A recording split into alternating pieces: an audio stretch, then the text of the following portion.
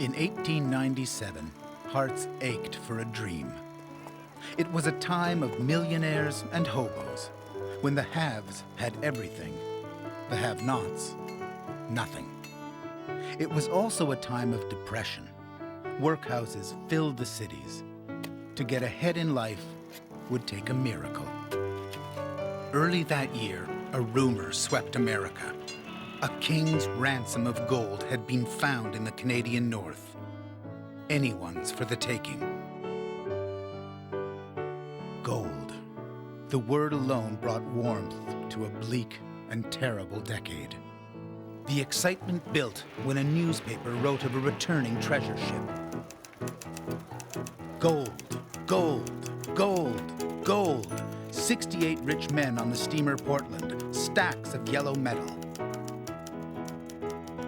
Thousands lined the docks when the ship arrived. Show us the gold, they shouted as the miners unloaded their crates of nuggets. Within days, America had gold fever, and the world had never seen anything like it. Policemen walked off their beats. Husbands left their wives. Wives left their husbands. Reporters called it a stampede, and the herd was Yukon bound. Actress Esther Lyons was one of the first women to go north. In her journal, she wrote, "How shall I describe the trip? The beauty of the landscape begins and never ends. Behind us, civilization. Before us, vastness, silence, grandeur. What a place to think. What a place to dream." The Klondike was a place for dreamers, but the long trail turned dreams into nightmares and taught painful lessons about pots of gold and rainbows.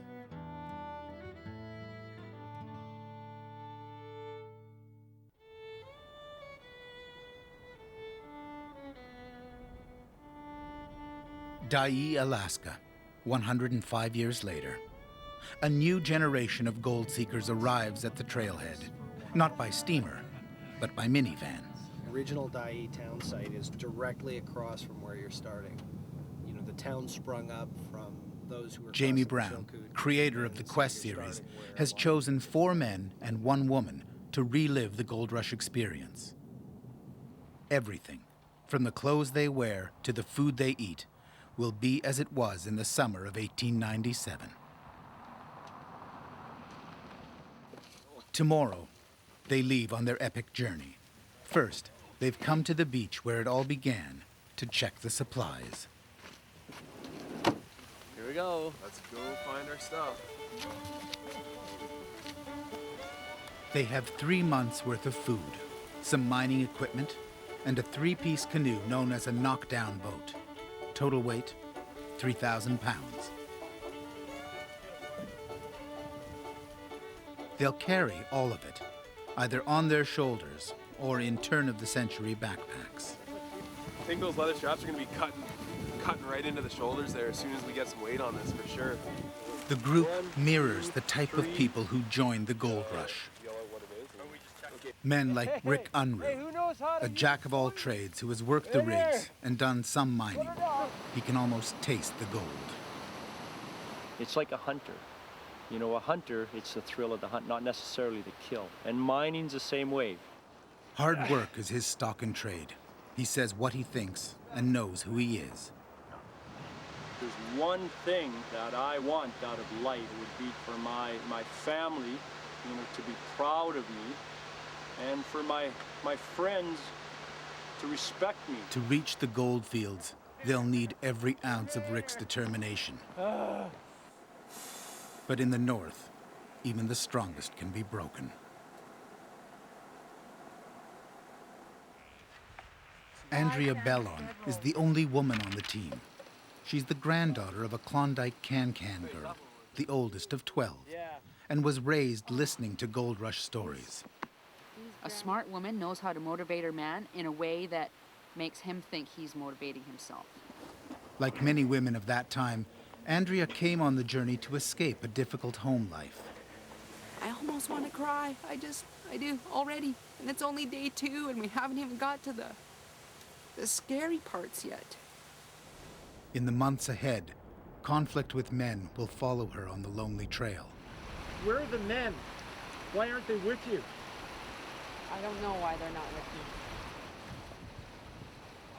me. Dave Delnia is the expedition's photographer. He's been given a period camera to document the trip. When I look at a lot of the photos and stuff, I really, I respect the people who took them. Dave is a young Christian from the town of Hope. He thinks the hard journey will challenge his body and his faith. He will be right, but in ways he'd rather forget. This whole trip has just gone from this adventure that I was so excited about to a job, and a horrible job. I'm now dreading the fact that I have to see this show on TV. And then there's Sebastian Racine, who's just 19. He's from Quebec, Canada, and came for the adventure. All right, how many kilometers we have to go? Yukon is the freedom. I think there's just too much people now in Quebec. I like to have my space for me. Sebastian was broke when he joined the team and thinks there's easy money ahead. He'll soon change his mind. It doesn't look as intimidating as initially I thought it would be. The oldest member of the group, Joe Bishop, is 41.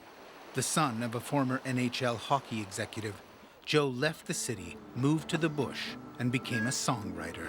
I've got them guarded, to enter something like this with a pessimistic view, you've defeated yourself before you've even begun. And the island's kind of here. Joe will emerge as the team leader, not because he wants to, but because he has to. The journey will begin in Dyea, Alaska, where the team will climb the trail to the historic Chilkoot Pass. If they cross it, they'll trek through grizzly country to Bennett Lake, then sail north to the Yukon River. 500 miles downstream, the river passes Dawson City. If they make it this far, they'll find a claim and prospect for gold. The gold rush lasted for less than 2 years. In that time, 100,000 came north to strike it rich. Most failed and went home with tales of strange things done. They were the lucky ones.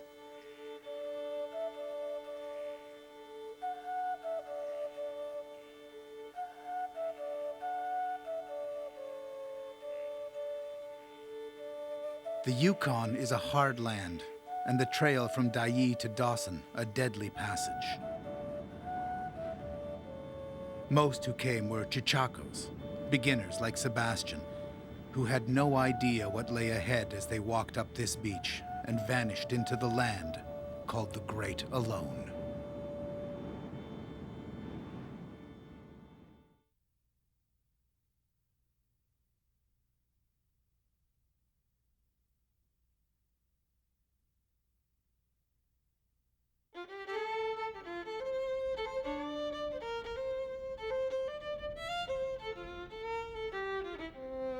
Joe, if you can grab the pick.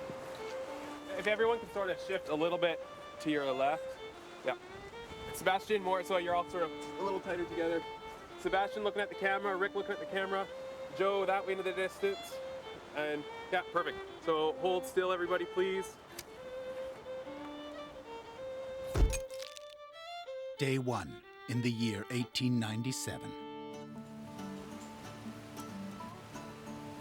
The clothes they're wearing are similar to those worn by the original stampeders. Thick cotton, heavy denim, leather boots. These boots are too big for me, so I'm putting in extra felt liner so the foot doesn't move around too much. And other than that, they're just tough leather boots, so we'll see how they break in. The packs will also take some breaking in. The straps are thin, there's no padding, and the wooden frames are awkward. Yep, it's not touching. Yeah, it's not bad. I think I can do it.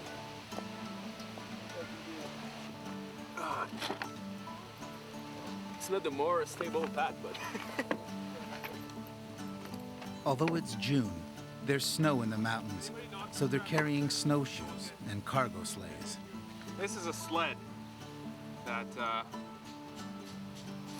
pioneers would have carried to get them over the top of the summit there and use it in the snow. So we'll see how much snow we encounter at the top. We'll see how if they end up coming in handy or not. Which on which side? It looks like if you put this on the inside so that this thing, it would be perfecter. It would be perfecter. I'm on. Wow. I look a little bit frowny, but this is a big wow, man. I can't believe I'm actually here and going for this kind of punishment on purpose. All for the love of money. That, however, is what the gold rush was all about. Some came for love, others to escape punishment, but everybody came for money. Off for one. Let's do it. I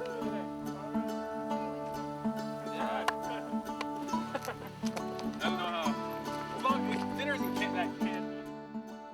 The first leg of the trail is from Dai to Canyon City, about 8 miles. The summit of the pass is only another 9 miles away. But it's the climb, through the rainforest, across the boulder fields, and up the golden staircase, not the distance, that made the Chilkoot a legend.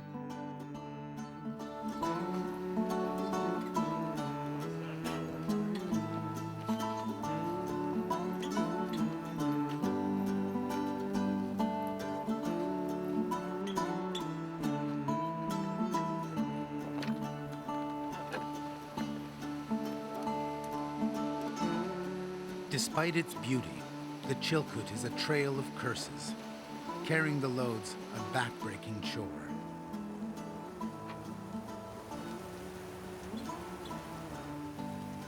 The team will ferry the 3,000 pounds of supplies in stages, with drop points set up every couple of miles. When most of the supplies are moved, the main camp will leapfrog ahead. It's a grinding process.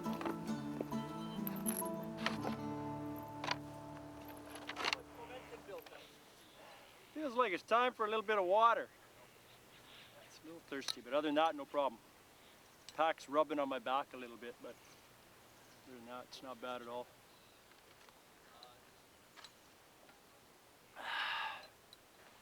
Bastian? Yeah, And you? How are you? pretty good. It's pretty strange for the back and here a little bit, but should be all right. Yeah. Might have to quit smoking. Yeah. Oh, I don't think it's make a difference for my back. In 1897, a river of men like Rick and Sebastian struggled over this trail. Of the 100,000 who began, less than a third actually made it to Dawson City.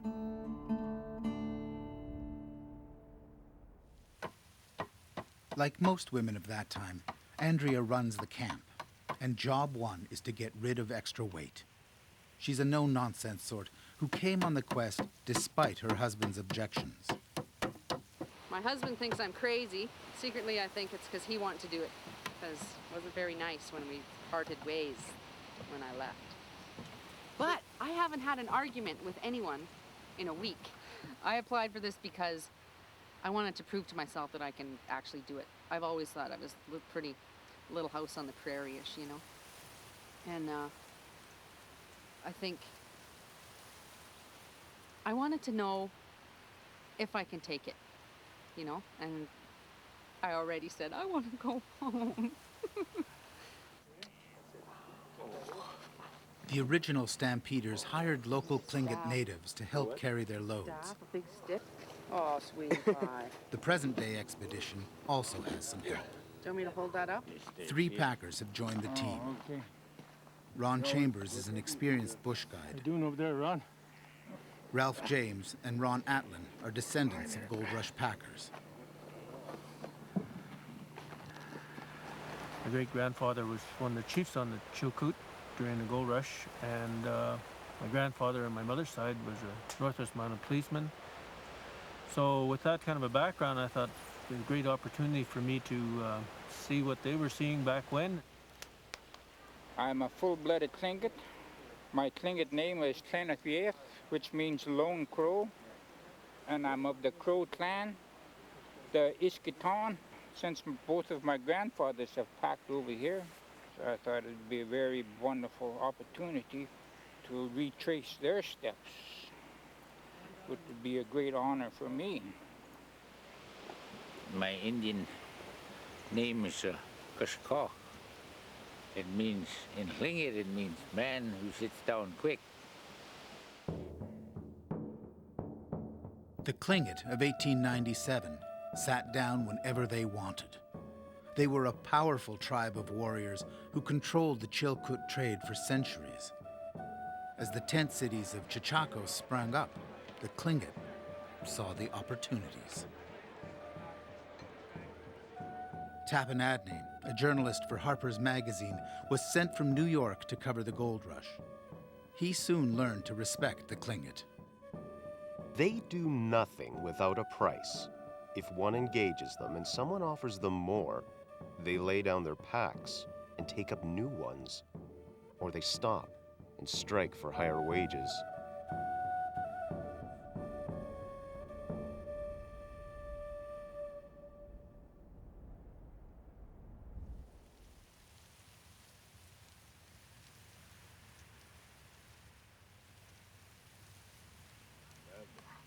A gold rush breakfast, porridge and campfire coffee. Hunger was common on the trail. Scurvy and starvation followed the stampeders. This team has enough food, but only just. For 22-year-old Dave Delnia, eating less will be a new experience. I thought we made that clear last night there. Actually, dinner smelled quite a bit better.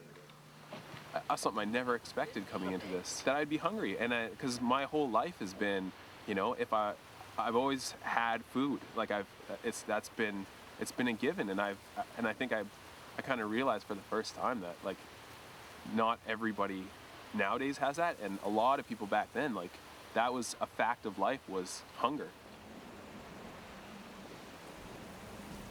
And they must be careful with the food they do have. To keep the bears away by doing this? Oh yeah. Big part of it too. Keep all the food out of camp. Don't want any food odors around us at all. And is this bear country here? This is big time bear country. Grizzlies and black bear. So are you going on the trail today? I'm going on the trail, and I'm going to carry shovels and buckets and go see, so then when they come back all tired, I can appreciate their toil. Andrea has it right. Crossing the Chilkoot is toil. Generations of Tlingit women used this trail. During the gold rush, about 1,000 southern women crossed it. If they made it over, they called themselves skookum, tough and strong. They had to be. Man, it was tough, wearing 2 wool socks, inside rubber boots, with wool underwear.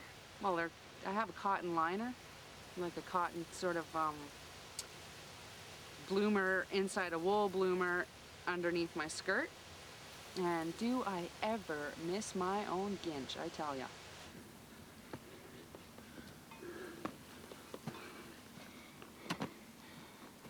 The packers are also toiling. Their great-grandfathers were paid by the pounds carried. 100-pound packs were common. Like the rest of the team, Ralph and Ron are carrying half that. It's always hard starting in the morning. The first one. You build up a lot of physical strength when you're doing this. Your legs and your arms. You win mostly. There's 5 of us, and we have 3 packers helping us out. And we'll see how that goes. They made their first trip up there today, so they should be getting back in a minute. It's probably going to be about 60 loads of 60 loaded packs each time we move. So it's a lot of trips back and forth. No, I just got the one blister, one big blister. right? Look at mine. Yeah. Just see, then I got one coming in there too. Oh yeah. Oh, I didn't even look at my heels. That one's not bad. I think my heels are. Blister, blister. Oh, it's a little exaggerated because I got pink lint all over everything, but oh, sorry, a lady doesn't do that. Anything that delays them is a problem. If they fall behind schedule, their supplies won't last. They must push forward. But on the afternoon of day 2, they take a step backwards. Joe Bishop stabs himself.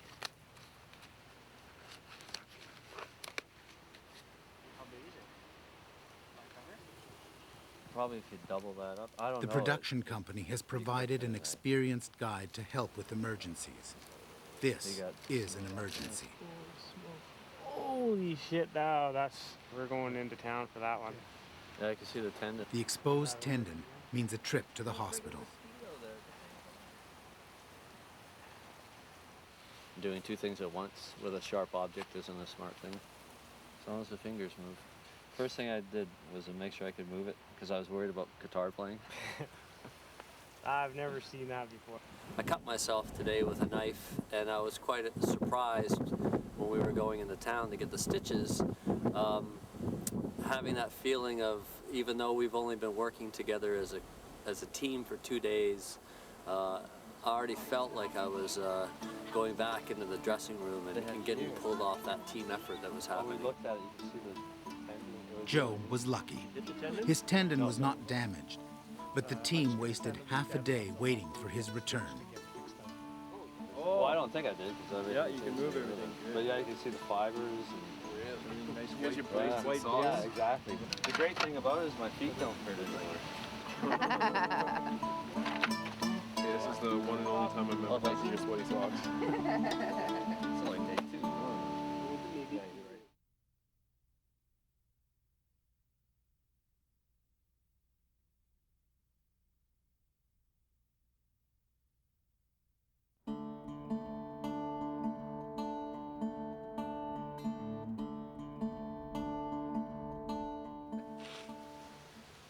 I'm a basket case already, and I'm just barely holding it together to these people, and I'm supposed to know everything, and I totally do not.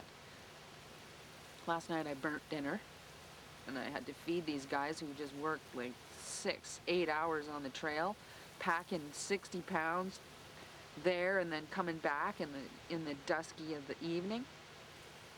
And what do they get when they get home? They got some crabby losing it chick with burnt rice. Yikes! This was real life. If this was 100 years ago, I wouldn't even have got off the boat, I tell ya. Money ain't worth it. Esther Lyons did get off the boat, but soon shared Andrea's despair. Each of us had to carry a load. They made mine as light as possible, but it soon seemed heavy. I am ashamed to confess I oft-times wanted to cry. I was so tired.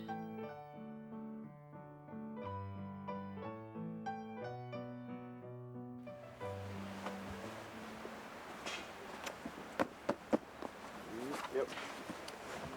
You stay, I go. We're just going to go on a rotating basis, or we're going to go on Well, we could do that, you know, so that one person... On the morning of the third day, there's another setback. And we just switch like that. Dave can barely walk. But you are no good if you can't walk. So you need to take time with your feetsies and get better. They must move about 15 loads a day.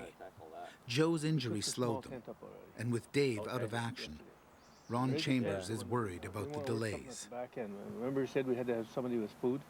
Yeah. We all don't have to be here. We can maybe have a couple guys sit up there and work that back end, remember? The relay? We should probably aim at that for even. We should look at it. I mean, just play with these scenarios and pick the one that works for us.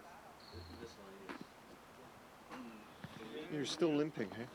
Oh yeah, they're just really like, the blisters are just swollen up over the night, so we'll pop them and get my feet ready to go for the rest of the day. We started off at a pace that isn't sustainable, and it's hard to stay excited and in good spirits when you're tired like that. But the biggest problem is it's not a stamina issue as much as it is just a pain tolerance issue. 3 cups of beans. Before this journey began, the team had never met. Cups of water. During the gold rush, strangers often banded together, something that wasn't always We easy. get to Dawson, Andrew might not want to cook anymore, so we might have to learn how. She might be down at the hotel, making money, making real money. Bombay piggies, Yeah. working my gold mine. None of this cooking, cleaning, just for a free ride. It ain't free. Well, in exchange for traveling with the most successful mining team that ever went over the Chilkoot. That's right. Way to toot your own horn there, Rick. Speak again, old toothless wonder, eh? We're coping. We're tolerating each other. We're not, by any stretch of the imagination, in my mind anyways, bonding. I know I'm not bonding. Well, that's probably just me. One of the items going over the pass is a sewing machine. Rick has agreed to carry it. Oh, yeah? So what do you figure that weighs, Rick? Oh, it's not that heavy. I'd say 20 pounds, 20. That's classic. Yeah, this is a gem. I don't know how many gold miners would have brought a sewing machine in. In fact, lots of gold miners did. Being a seamstress was one of the few ways for a woman to make her living. It's important to Andrea that the sewing machine reach Dawson City. It's also time to begin moving the knockdown boat, a tough chore. Joe has volunteered to make it his. Is there any particular method to carry boats over mountains? We're learning that pretty well every step along the way. The big thing to remember is because it's so wide and it's so high that it gets caught up in branches, and when we're going through the narrow parts of the rocks, everything's getting caught up.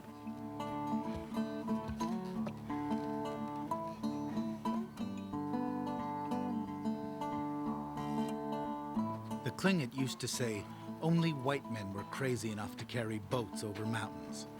After this long day on the trail, Joe Bishop would probably agree. Missed. Oh. So those old photos that you see of the people standing beside the trail, and they're just kind of beat up, I've got a totally new appreciation of what they're going through. And these packs are so uncomfortable, you don't want to take them off because it's an ordeal putting them back on. So this seems to be the best way to rest. So I can understand why they wanted to do it, to get rich, to get gold. But why do you want to do this? It sounded fun at the time. It sounded like it would be interesting. And I think it will be at the end, but right now it's just a pure challenge, just to get it up and deal with. It's the pain that's the worst thing on the feet. And that's it. I think our emotions change every day. It's only day 4. And we already feel like the novelty is over. It's just a daily grind now.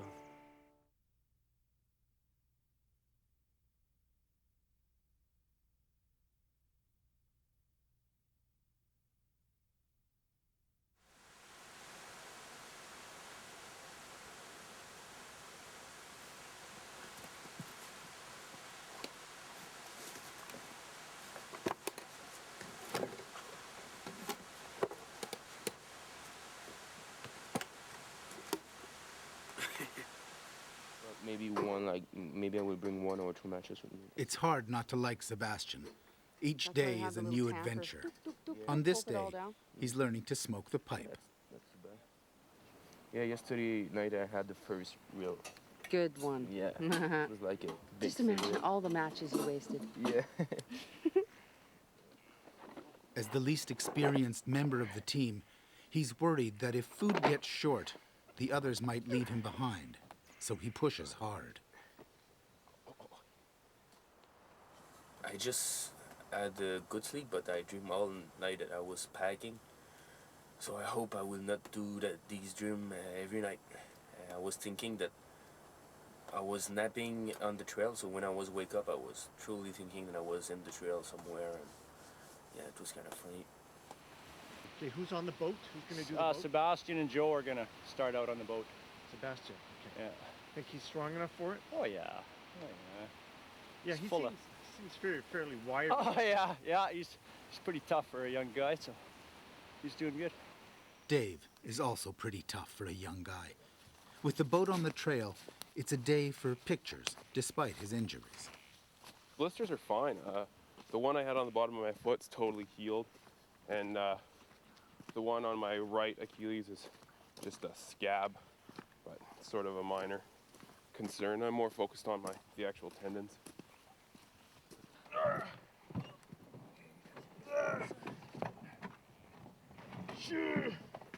How you doing, Sebastian? Oh, perfect, man. Right on. Let's get going then.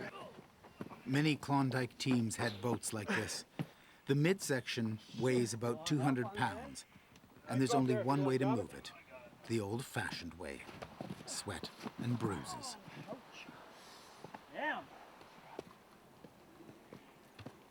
Do you think people are strong enough today? Do you think the life we live makes us weak? In some senses, yes. I mean, if you're looking at compared to our ancestors, yes. Compared to them, I think our life is a little bit too easy. If you guys can see me over here. Yeah. So this is the section of trail that I want to get the shot from. So yeah, see how you feel. If you feel like you can hold it and sort of, you know, because you're gonna kind of have to pose a little bit, like hold still so I can get the shot. If you feel like you can hold it, hold it. If you feel like you just need to set it down and have one hand on it, that's fine too. Okay, you guys can hold her anywhere there. Okay. Place to have a photograph here. Yeah, that's why the most awkward spot for a photo. I just fought under the boat. How is it just having a boat there? Sebastian.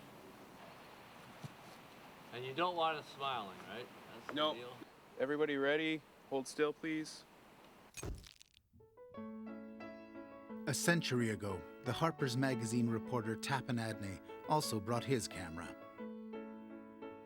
Everybody, no matter how dirty or tired, would give any price for a photograph to send back home. The men imagined their friends would be amused to see them begrimed, unshaven, and muddy. Adney also liked to photograph the Tlingit and respected their traditional ways. He knew that in the North, experience can save your life. A century later, the rule still holds. You didn't say anything about walking a bear through here, did you? A bear has blocked the trail. Ron Atlin and Ron Chambers have faced this situation many times. Pretty neat. He's walking up the trail ahead of us like he's leading us up the trail. It's his trail. Yeah, it's his trail.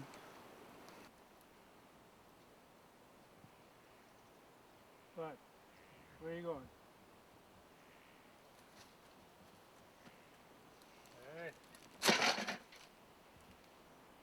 I don't know what made him turn around and come back. Was he challenging us there, or are we too close to him? I think so, maybe. Go back up the trail now. Yeah, keep going. That's the way. There, he's going now again.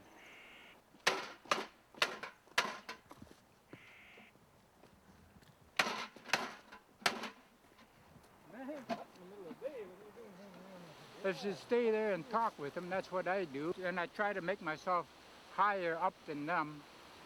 I just told them I'm not here to hurt you. I know it's your territory. I tell them I'm just using this trail, same as you.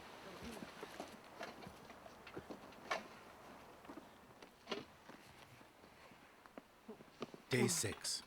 Andrea is moving to a place called Canyon City, where she'll set up the kitchen while the men ferry the gear.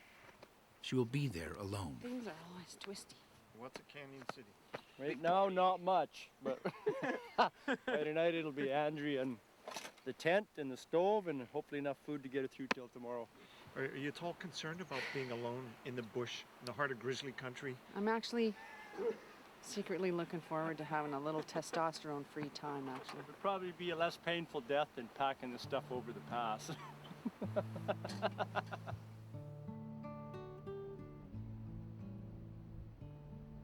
Many dreams died at Canyon City. The trail climbs steeply from here. It's where gold rush stampeders lighten their loads. Even today, the bush is littered with second thoughts.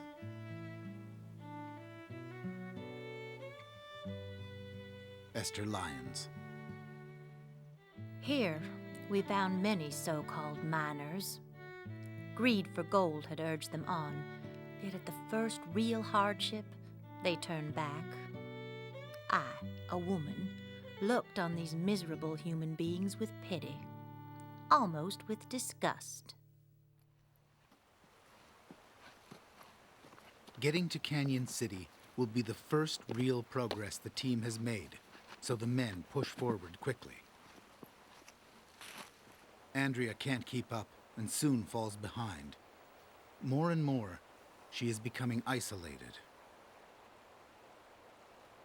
I haven't cried yet today, but I cried yesterday. I've almost cried every day since I've been here. Anyways, I love everybody. And I miss my dog.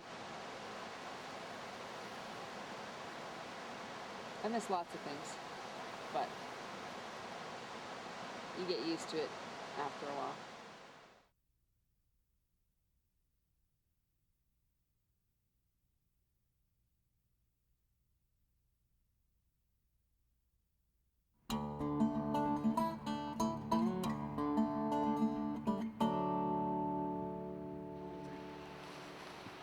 Oh, these granny boots.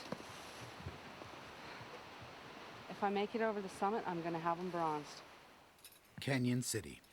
Work days are long in the land of the midnight sun, and this day is not over yet. This is for you. Andrea is tired, but the team is hungry, and the cook tent will soon be ready.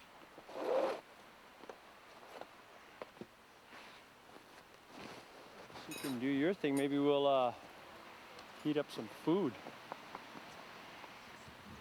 I guess that's my thing.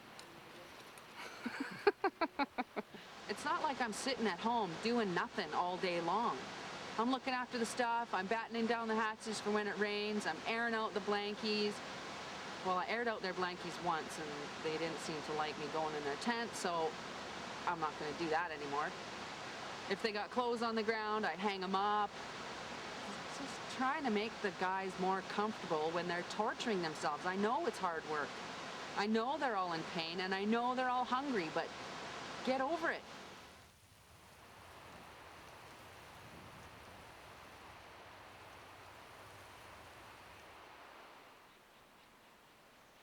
Day 12.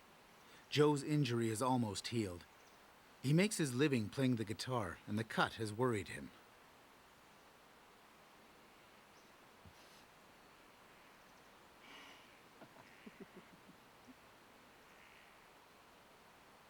In 1897, life on the trail became the stuff of folk tales.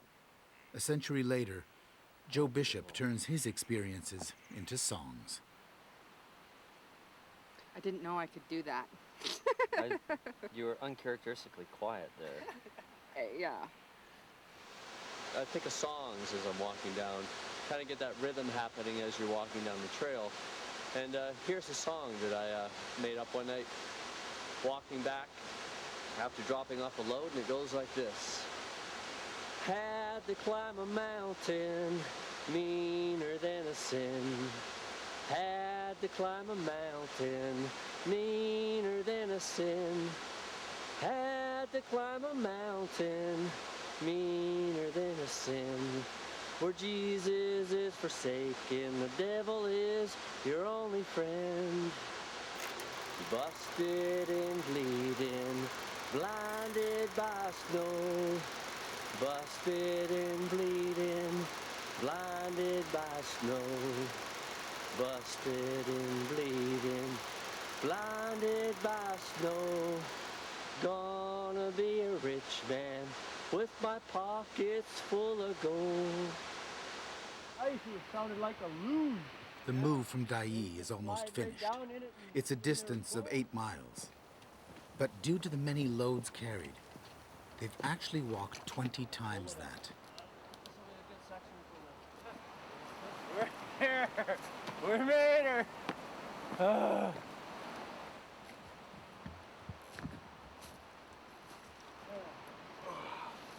So how was it? Pretty hard. Yeah. How much of the camp did you get moved? How much? Of the camp? Is it camp? The tent, all our bedrolls, just the stuff to sleep, it's pretty heavy. Yeah. Yeah, and there's still 4 load for us tomorrow, so we have to go back at Dai and come back tomorrow. One more load tomorrow. Yeah. Okay, you hungry? Yeah. Yeah. At Canyon City, the rainforest ends and the coastal mountains begin. This means Rick Unruh can finally dig out his gold pan. What do you think, Sebastian?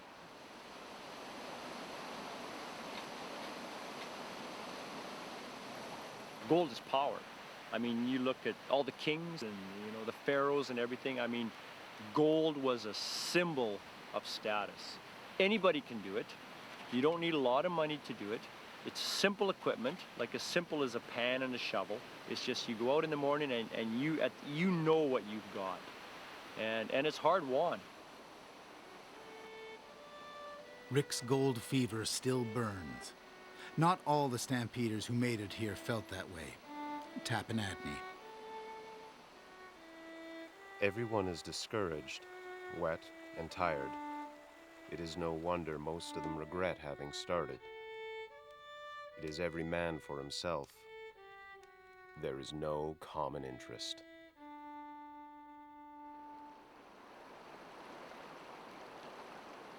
For the men of the modern-day expedition, there is a common interest. I think the first order of business They are hungry, and they are all angry at I think Andrea. if we go straight to the cheese, it's the food issue and the amount of food we're getting or we're allowed, and where the food is. So I guess that goes to you, Andrea, because for us, I think food is really important if we're going to be putting in these 12 and 14-hour days. You want more food? I can give you more food, but we might run out. Yeah, we want more food. The more food we can eat, just the stronger we're going to become, because the trail's just going to get harder as we go. From the packing end of it, we're using a ton of energy, and we need that energy resupplied. As soon as I started saying rules, everybody got their hackles up. I don't want to have rules. I'm starving. I'm working really hard. I'm working 18 hours a day. I don't think I should have to worry about food. So fine, I make you food, what I think is a lot. And you're still saying you're hungry. And you're ripping through the sugar, and we're going to run out of sugar before you even get to the summit. And then you're going to be sorry on the other side and thinking I'm the big meanie because I'm just feeding you lima beans with nothing. So what do you want? Do you want me to ration you right now and feed you good along the way?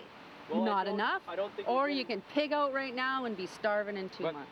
On the Great Klondike Trail, 2 months is a lifetime. Ahead lie the boulder fields and the back-breaking climb up the Golden Staircase. Crossing the Chilkoot is like gambling with the gods. The team must be strong, and they must be lucky. So far, they have been neither. Next week on Klondike, the quest for gold. The assault on the summit begins. With the diet we're on, we're losing energy and stamina, so we've peaked physically, and now we're starting to get weaker. However, the packers say it's too dangerous. They refuse to go. It is very dangerous. You gotta watch your footing. You have to watch everything where you're stepping. So why don't you guys just fire them? To fire them just means that we're going to take that much longer. Just kind of stuck with what we got. The packers, they're actually looking after me better than the white men folk are. Join us next week for episode 2 of Klondike, the quest for gold.